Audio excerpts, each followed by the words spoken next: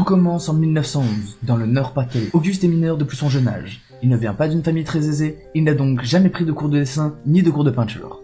Pourtant, ce qui va lui arriver le 1er mars 1911 va complètement bouleverser sa vie.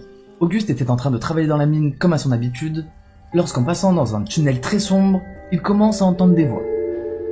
Ces voix lui indiquent qu'il ferait mieux d'acheter des pinceaux et des toiles pour se mettre à peindre. Pensant qu'il ne s'agit que d'une blague de ses collègues, Auguste ne va pas y prêter attention. Sauf que peu de temps après, les voix vont revenir pour lui ordonner d'acheter des pinceaux et des toiles et commencer à peindre. Elles iront même jusqu'à lui expliquer qu'elles l'ont choisi comme porte-plume. Troublé de ce qui va lui arriver, Auguste ne va en parler à personne et restera dans le silence pendant plusieurs jours.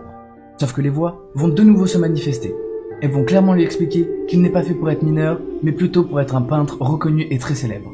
Les voix vont même jusqu'à lui transmettre les références exactes des pinceaux et des toiles qu'il ferait mieux d'acheter. Au bout d'un certain temps,